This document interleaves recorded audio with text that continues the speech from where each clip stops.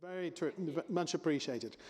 Right, thank you all so much. This is the final session. We're pretty excited. When we put this together, we wanted somebody from one of the biggest companies we could find. We wanted somebody from a younger company that's experiencing really fast growth. And we also wanted somebody responsible for building the ecosystems, those connect those two partners. And we got very lucky because we got all of those. I'm not going to introduce them. Your moderator is going to introduce them. But your moderator is a bit of a rock star. Philippe van Caneghem is an advisor to the Eden Base Fund and has already helped some of our companies in amazing ways. He really is a terrific advisor to VCs and funded, growth startups. But the reason that he can figure out how to walk this, this balancing act between corporate and startup is because the little known fact about him is that he's a highline, slackline, tightrope walker. Please welcome Philippe van Caneghem and his panel to the stage. Thank you. What an intro.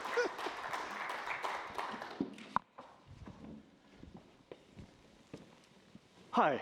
I don't see the slackline. That's a pity. So far for my intro, but.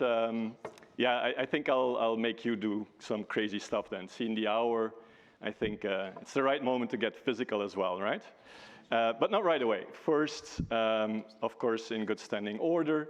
Well, lovely being here and moderating with this amazing panel. Davina Paul, CMO of Zumo. And then Fabrice Beaulieu, he is only Chief Marketing, Sustainability, and Corporate Affairs Officer at the small brand called Reckitt, right? That's it. And then, last but not least, Stan Stalnaker, who in my book I think everybody knows already, amazing hero of mine, Hop Culture, founder and Chief Strategy Officer doing great work. The topic at this late hour that we will be treating is, well, what is the contribution, the possible contribution of emerging technologies to sustainability, and concretely, what are companies doing today? Smaller companies, bigger companies, huge enterprises. But I'd first like to see hands up. Who in the audience thinks that it's the role, it's part of being a company doing something around sustainability? So who thinks that that's part of the role to advance the sustainability challenges? Oh, wow. Okay, because our challenge was to try to convince the other parts that it is. So you see, we've already stake in the game. Earlier on, there was the amazing Professor Suskind, who made a quote. So I'll try to, from whom I'm going to steal a quote. He said literally how he could clearly see how AI and the likes could help solve the currently broken healthcare, justice, and financial system. I don't know if you were there, if you agree that he said that. That's quite something, right? So if AI can do that, why wouldn't AI have a contribution in big enterprises? AI, LLM, other emerging technologies. And what are we concretely doing today? What are examples of this? I'd love to kick off with you, Davina. What do you see happening? What are you doing with Zumo? Yeah, sure. So in terms of what Zumo does, we offer digital asset solutions to tier one banks, asset managers, etc. And we also offer our product Oxygen, which enables these large enterprises to address the electricity consumption of the digital asset usage. And really the genesis of our journey was working on our own scope 1, 2, and 3 emissions. And through that work, and then talking to enterprise, and for those of you that are aware of the blockchain crypto space, it feels very much at odds with the large ESG mandates that the large banks, for example, have. And so we realized we were sitting on a solution to, every time we got stopped in those conversations by, as we went up the ranks, we were like, well, actually, we've got a solution for that. And what we have through this product is a product which attributes accurately, which, we've got robust calculations, we've got disclosure, And we use carbon recs because we believe right now that's one of the closest ways that you can address energy consumption and obviously electricity consumption. And obviously, you know, that for us, I guess if we're talking about LLMs, for example, you know, again, that's about electricity consumption. And you have the same challenges that we face with blockchain technology in terms of, you know, how do you attribute your electricity consumption? How do you attribute, you know, working with large scale algorithms, working with massive data sets? How do you attribute to yourself, you know, your electricity consumption, along with kind of your disclosure requirements, and we can talk about that kind of when we look into the future. But yeah, that's kind of a bit about what we do at Zumo. Wow, that's already an impressive start, and I'd love to hear more about those elements of governance, reporting, and can it be automated? What's also the balance between, indeed, the negative sides of certain technologies, its own electricity contribution, but its positive sides, and how can it be balanced out? So we'd love to hear more as we start rotating. But before that, Fabrice, my great mentor and former boss, Mark Benioff, he was always saying, and still today is saying, the true business of business is improving the state of the world. I tend to adhere to that, I'd hope for that, but we haven't, let's say, always seen that for big enterprise. But Fabrice, can you enlighten us, what are you doing today, and how do you see that evolve? But concretely, what is Reckitt doing with new technologies that have their impact? Sure, with pleasure. Who has heard of Reckitt in the room? Okay. Wow. So for those of you who haven't, I guarantee that you've used or you use one of our brands. We operate in consumer health, brands like Gaviscon, Nurofen, Durex, as well as in the space of hygiene with brands like Airwick, Finish, and Dettol. So these are big brands, but importantly, these are brands which are in people's lives daily for a lot of small moments which actually compounded matter a lot when it comes to protecting, nurturing your families. So these big brands, of course, they have big voices and they rely a lot on advertising. So thinking about technology and how it's influenced the way we work, technology and digital has led us to completely reinvent the way we produce our advertising. We used to send crews everywhere in the world to shoot these videos, these movies for TV or for social, and we no longer do that. We bring these crews in large rooms, probably 2-3 times the size of this room. Imagine 200 to 300 LED screens behind me. That's where we do it. So if you have to shoot a story which is on the top of a mountain, in a house, or in the countryside, you can do it over a few days in that same place. Now, we found out that this saves time.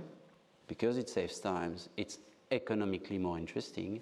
It saves a lot of CO2. We've measured that.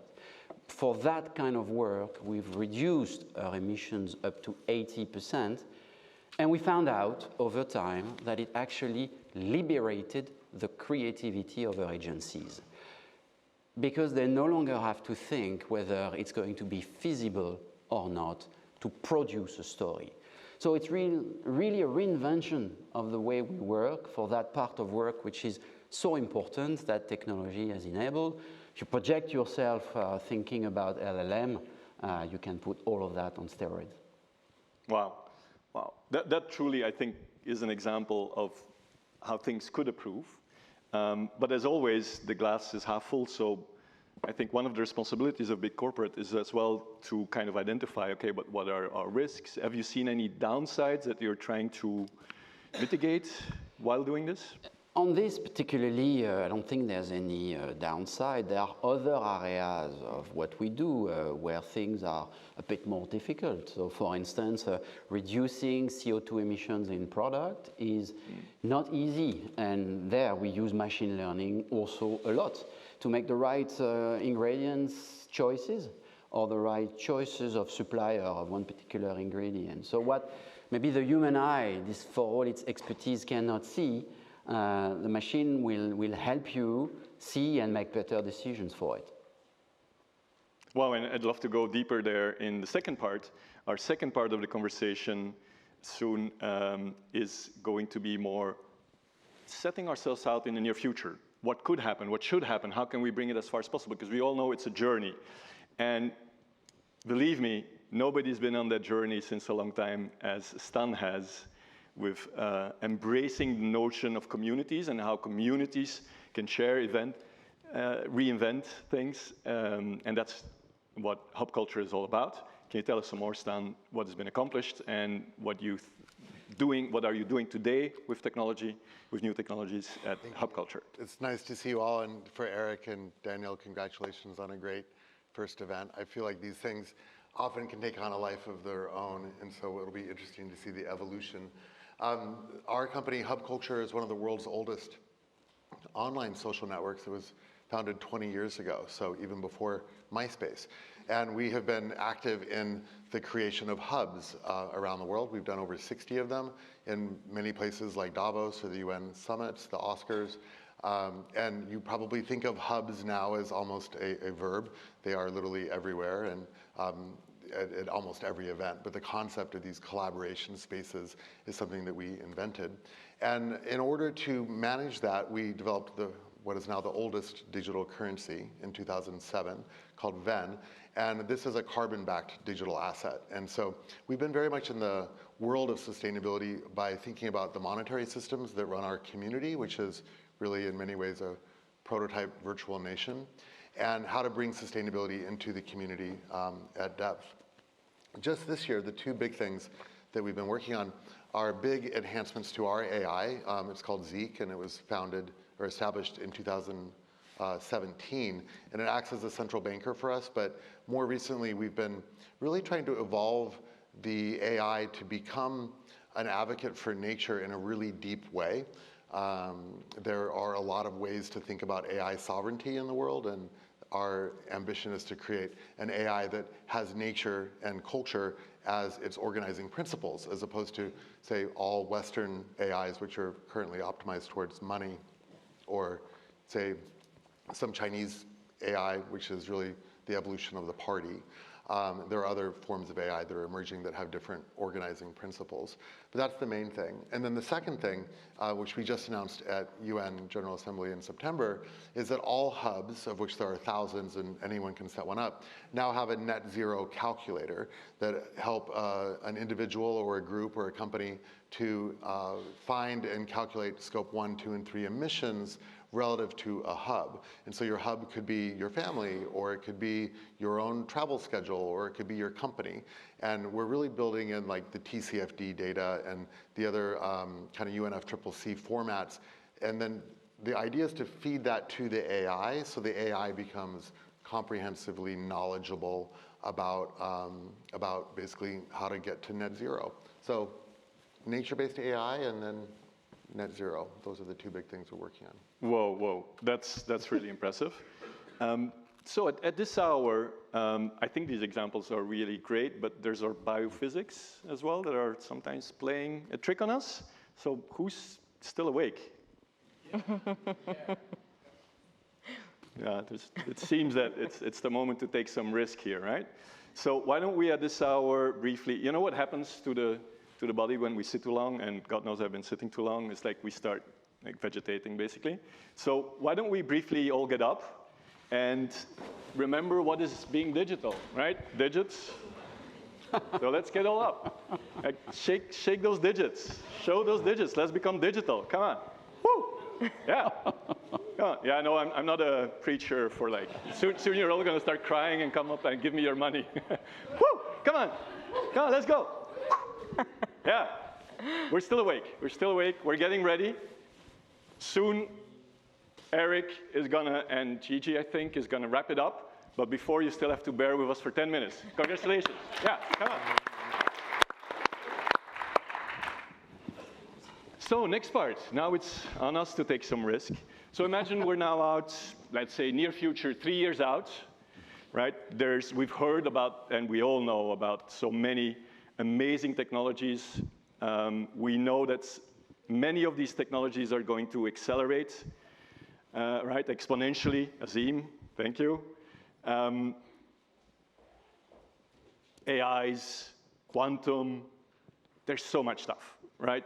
The whole nature of how we will treat the biophysical realities and reimagine them, how we could rebuild products. But right now, we're in the near future, 3 years out. Often, people tend to overestimate what could be done in the near future and underestimate what's going to happen in the short term. So it's a hard space to be.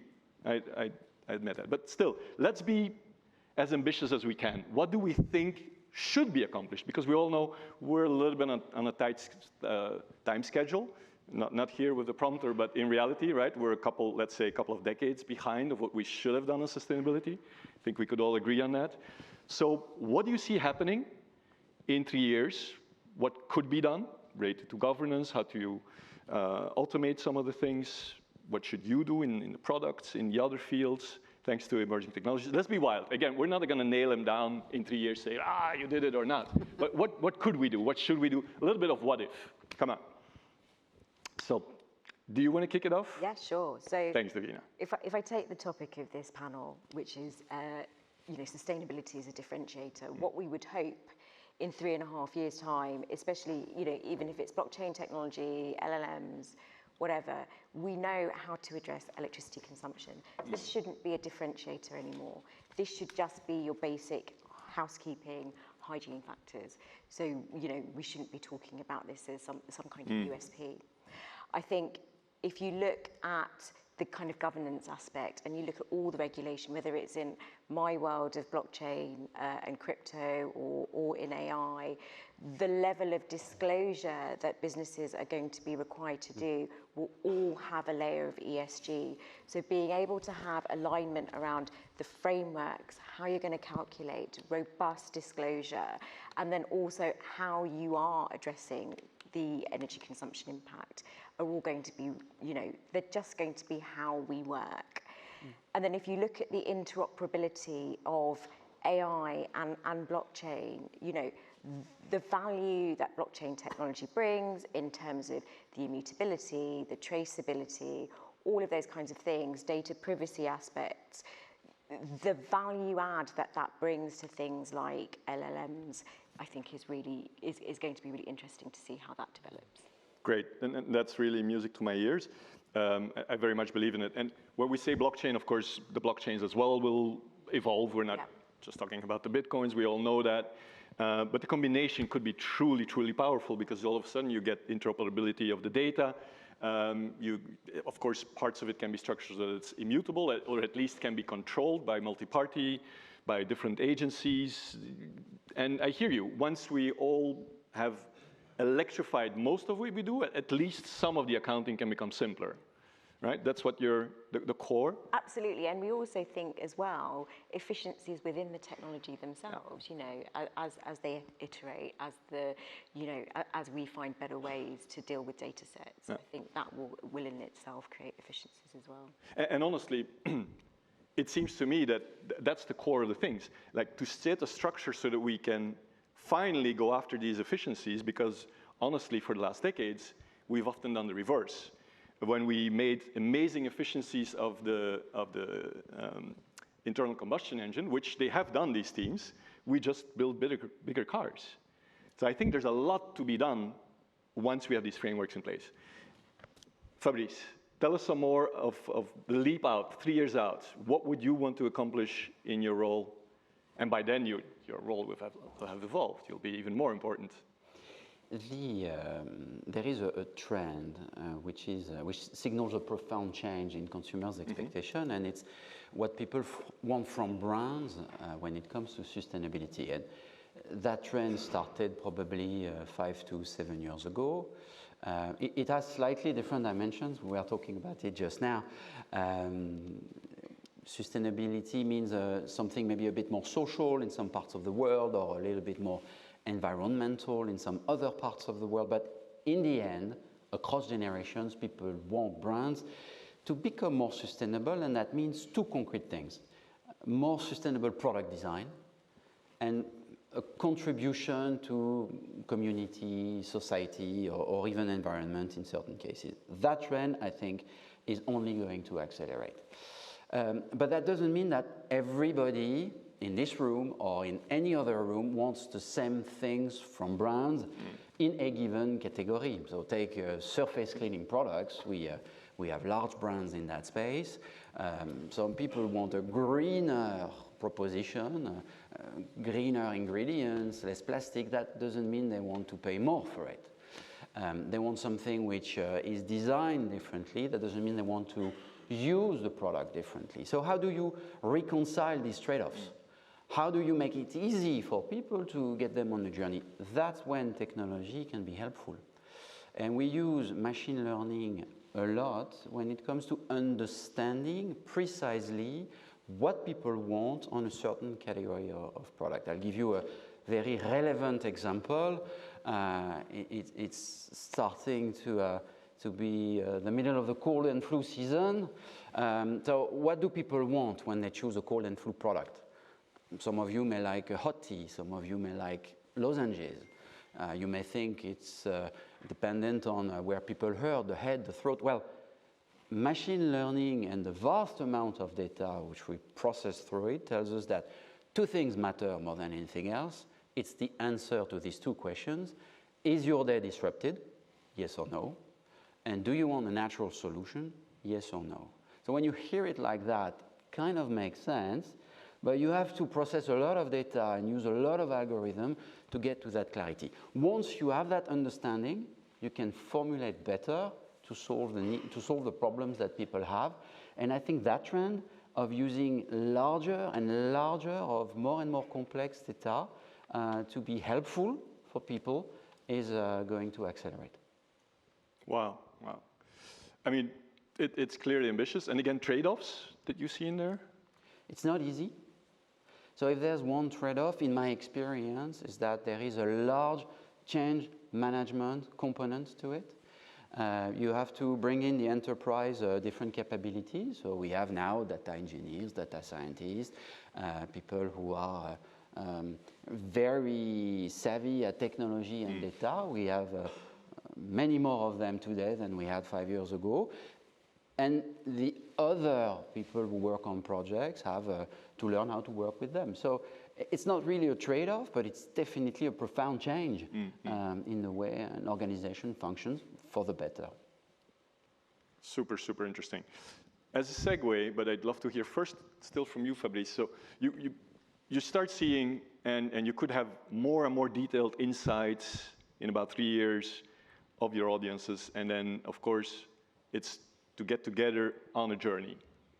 The users of your brands, and I would say the audience that you're addressing. Do you see ways that ethically you could influence for a more sustainable behavior, or is that starting to be manipulative? Is that part of the roadmap of thinking? I think a brand has the right to try and inspire different behaviors if it starts by providing a solution. So in the way we think about our business and our brands, we have a very simple approach. Every brand thinks about one SDG that the team think they could contribute to. But it has to be meaningful and authentic. So if a brand team doesn't find one SDG, it's okay. The lens that they use is usually technology. What is my product good at? What could it become good at? So simple example, very concrete. Who in the room has a dishwasher? Okay, so 60% roughly. Who knows the brand Finish? That's really good. More than there's people have a dishwasher, it seems to me. You really have the best audience, Eric. Congratulations.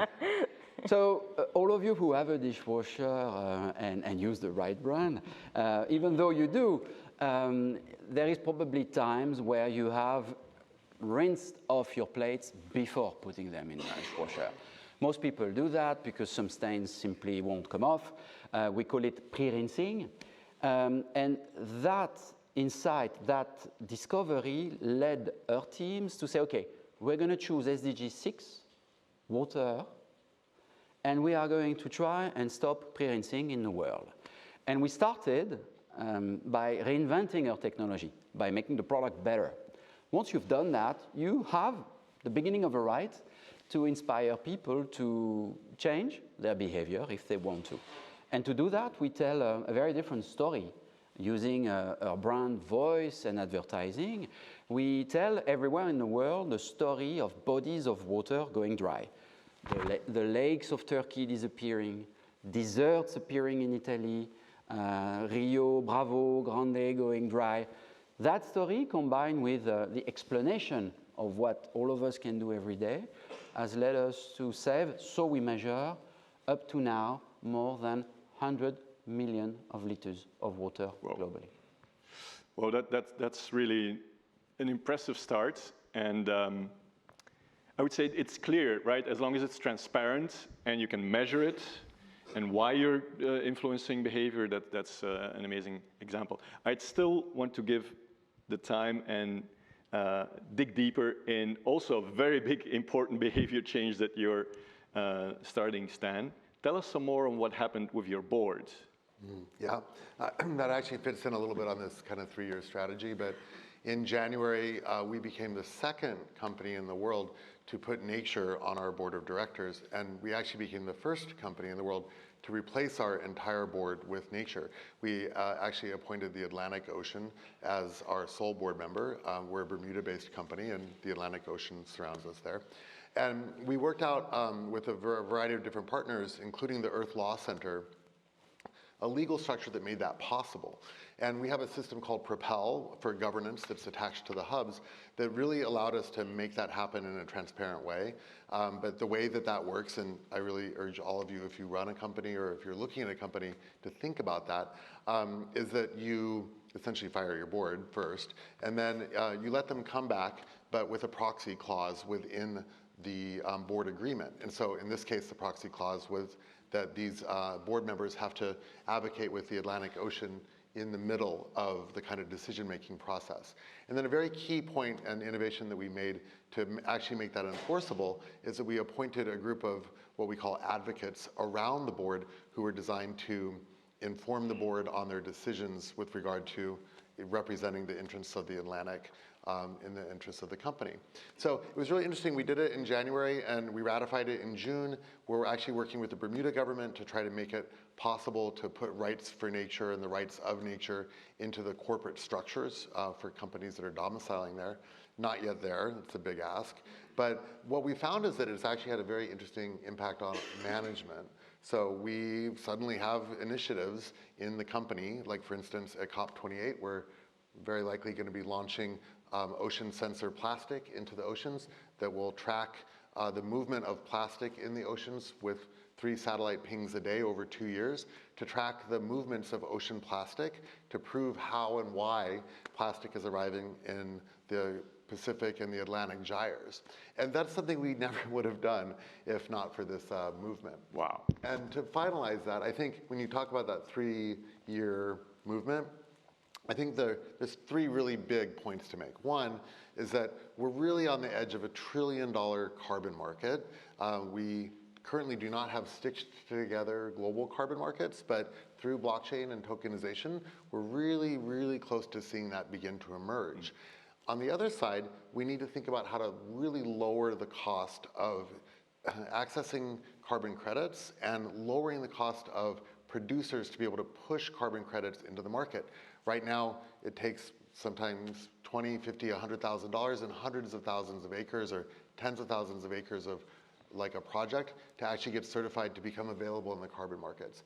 We want to see that get lowered by about 95% in terms of cost and time, and then match that off with this AI-powered net zero accounting so that, you know, in a good world in 3 years, the AIs would actually be automatically offsetting your carbon emissions. So every finished box would come carbon neutral. And that's really, I think, the vision that we want to see in the world. So I love that as a note to end up on.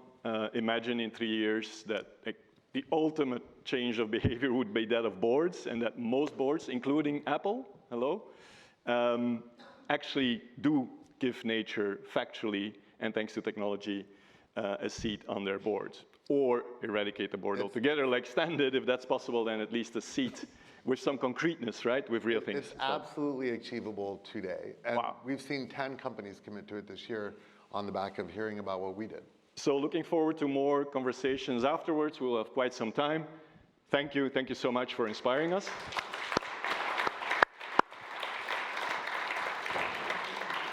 Thank you, Philippe, very much. Thank you. Thank you.